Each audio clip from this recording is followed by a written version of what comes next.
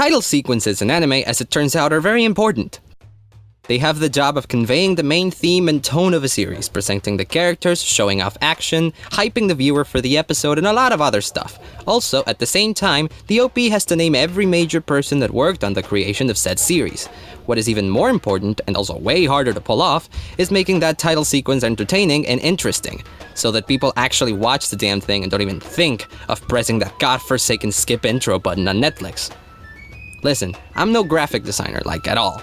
My calligraphy's a mess, and I can't for the life of me tell which colors go together well. But that doesn't mean I can't look at something and be able to say, "That's pretty good." And that's why I'm making this video.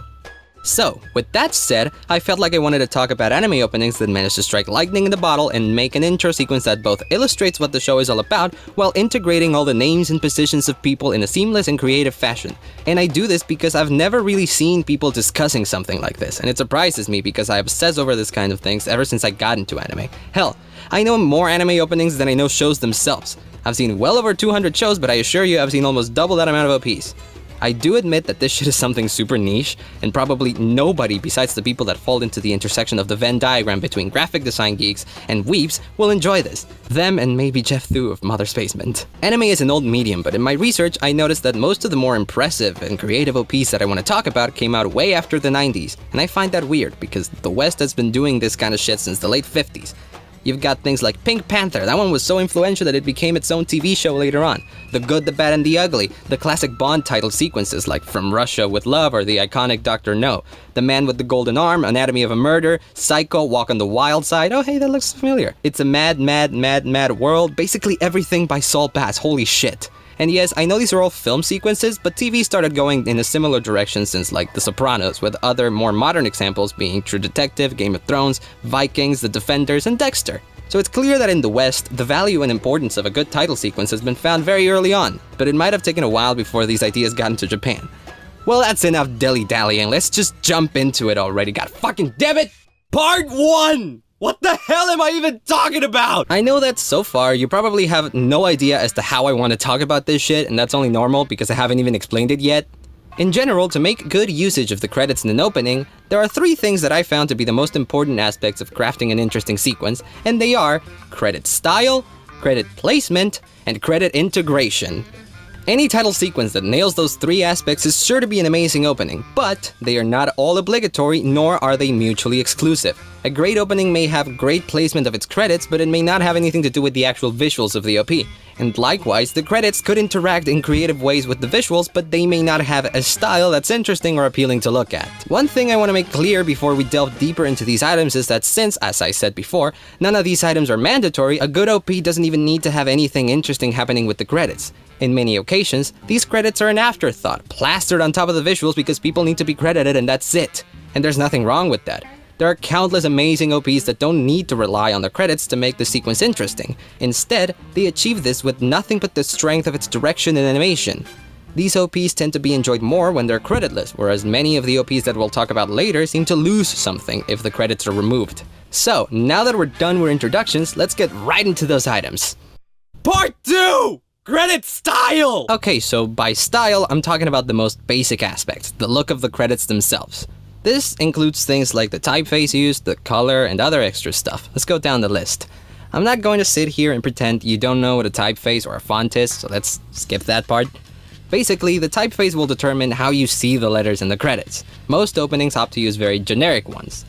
I should also say that I'm not going to sit here and list out the typical typefaces used in anime because Jesus fucking Christ, that would be boring. Basically, what you need to know is that they usually look like this, or like this, or like this. Sometimes there are slight variations on the typefaces, like how some are bolder and bigger than others, and that could be useful too, you know, to make it look a little less generic. Back in the day, anime openings were so thoughtless that they basically only used 2 types of fonts, and it wasn't up until later that they started to get a bit more creative on that front. Now you got anime like The Eccentric Family, Steins Gate, Twin Star Exorcist, Princess Principal, and SAO Alternative Gun Gale Online choosing to style the credits in their OPs with fonts that stand out and are different from, oh I don't fucking know, Times New Roman or the Japanese equivalent to that one. And you know, choosing to use a different kind of font could already go a long way in making the credits stand out. Hell, not even that, simply changing the color could already do the trick. Like for example, My Hero Academia, they do this wonderfully. All of its OPs have pretty generic typefaces, but they counter this with coloring that makes them stand out and feel like they're lifted straight from a comic book. The first OP just paints them bright yellow with a slight gradient, which is simple but enough. Then the second OP grabs that same gradient and transforms the plain coloring to a polka dot gradient to make it even more comic booky. Is that even a word? Then the third OP paints them red, because stain. Like, he drinks blood. And then, for the third season, Bones went full-on plus ultra and painted the credits with fucking textures, as if they didn't stand out before. And notice how in the fifth OP, the credits are just plain old boring white, but the texture makes them pop.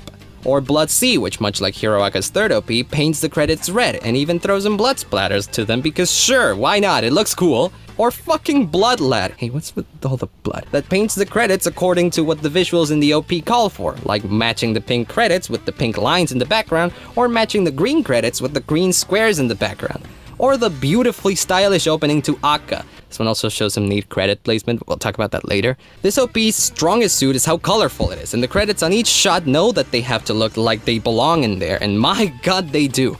Also, this OP does a fantastic trick that is changing the colors of the credits on par with the actual visuals, and that's really cool. When it comes to changing the look of credits, sometimes adding certain finishing touches to the actual credits outside of the typeface could also make for an interesting concept, much like the previously mentioned Blood C, or like how the credits in the Angel Beats OP all appear underneath the line of a heartbeat monitor, or how the credits of Attack on Titan's first OP add a little slash to them that makes them look like the series logo. And on top of that, making the credits show up in creative ways can make them more appealing as well, like how Flip Flappers does it.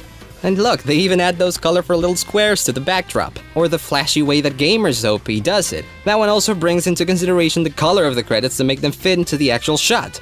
See how little you need to make the titles at least a little more appealing to the eye? It really doesn't take a lot, and having strong visuals with credits that fit into these visuals well could elevate the whole sequence even more.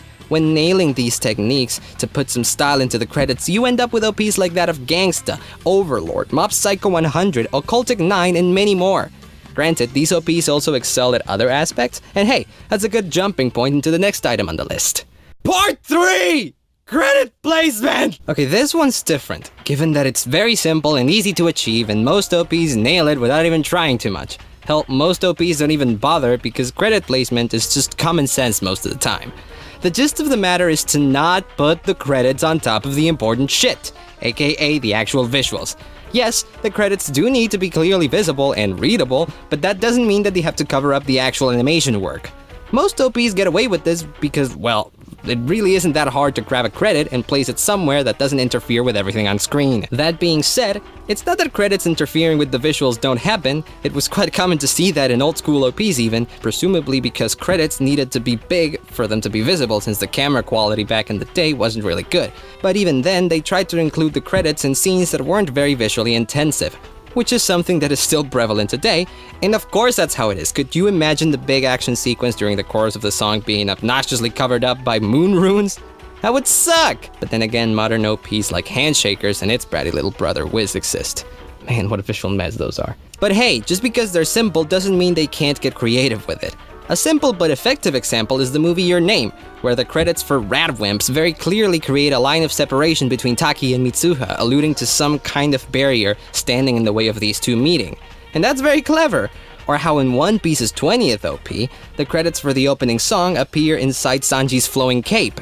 Or how the credits for the Chunibyo OP don't even begin to mess with the actual visuals, rather, they are always within the white space. Or basically the placement of all the credits within the shapes of the opening of the Azumanga Daioh. Whoa! How did that get there?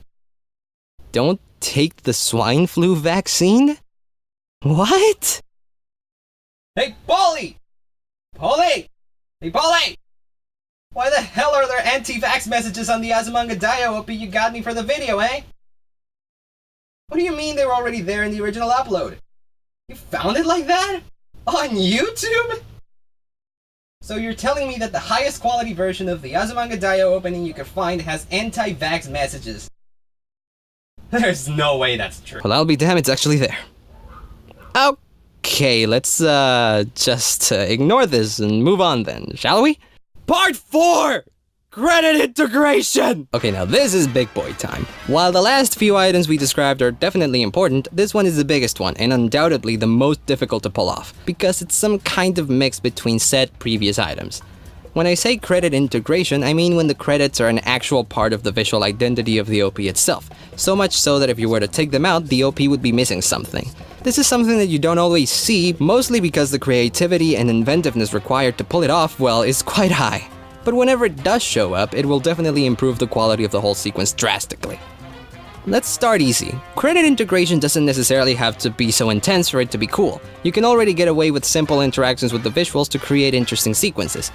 Take for example the impeccable, and also the best, JoJo OP, the second opening to Stardust Crusaders, specifically the last version of it with the sound effects. Throughout the OP, the credits are very distorted and react accordingly to the heavy attacks thrown by the stands, with Dio even being able to punch credits out of existence and also freezing them in time, which is fucking fantastic. Another great example of integrating the credits in simple but effective ways is how the World God Only Knows First OP does it, having the credits show up in a neat way but then disappear when certain objects in the visuals crash into them, like the icons or that ball of light, blowing them apart into small pieces. But that is just simply scratching the surface as to what you can do to cleverly integrate the credits into the OP.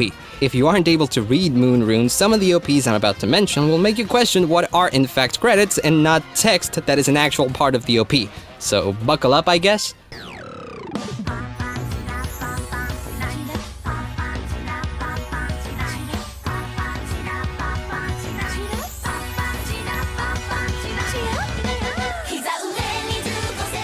Punchline's OP is the perfect example of the last thing I mentioned. I mean, I can assume that these signs over here are credits, but the opening is such a visual maelstrom that I'm not even sure, and that's freaking commendable. If you take a look at the OP without the credits, you can feel that there's something missing, and how the credits are actually an integral part of the visual integrity of the whole thing, and it's amazing. For how crappy it got down the line, Bleach's first OP shows the same level of creativeness that Punchline has, only to a lesser degree, but at least every credit appears in its own distinctive style, and it's always framed in a place that complements the rest of the slick visuals of the OP. And it's also not the only Bleach opening to have fantastic credit integration. Openings 4, 14, and 15 do it to the same effect, and they're also great. This is something that a lot of shows by director Noriyuki Abe tend to have, like for example Divine Gate, or the first opening to Boruto, or Black Butler Book of Circus. Of all the places to find good credit integration, this was definitely the least expected one. But hey, you've gotta give credit where credit is due. To Love Rue's first OP knows that it's an ecchi harem comedy with a lot of cute girls, so it had the very smart idea to plaster most of its credits on the girls' bodies and clothes themselves.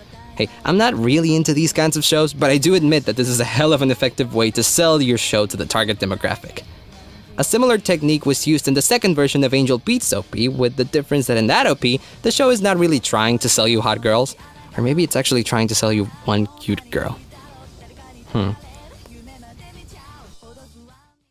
なせばなると人は言うがなるがままなせばいい The Eccentric Family 2's OP is a visual work of genius that blends traditional 2D animation with live-action footage to outstanding effect, and somehow, even with that odd style they had for the visuals, they've managed to integrate the credits into it practically seamlessly, making the giant kanji feel like they were actually there when they took the fucking picture, and it really blows my mind no matter how many times I look at it. Holy shit! I know I'm missing way too many fantastic OPs with even more amazing credit integration, but the ones I mentioned here are definitely among my favorites, and if I keep bringing up the rest of the ones that I think are worth talking about, we might be here for hours. So, let's stop right here, and feel free to keep discussing in the comments. Part 5! What did we even learn? Well, the short answer to that question would be that credits are indeed an important aspect of an opening sequence, and the way that they are presented can be hugely beneficial to its appeal and visual identity. And yes, it is a short answer, but it's also effective and straight to the point. There really isn't a lot more you can say about this topic, so let's just leave the last words to be those, and I hope that you came out of this video having learned something new, and maybe even with a newfound appreciation for anime OPs, and if that does happen, then I'm happy! Before we go though, let's do a little lightning round of OPs that I didn't cover but do actually utilize many of the techniques discussed in the video to great effect, okay?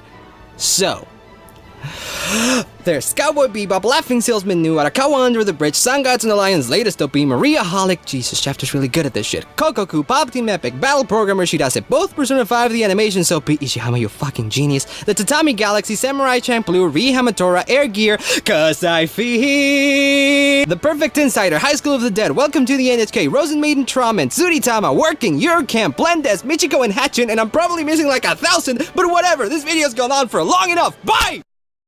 Holy shit, that was really good.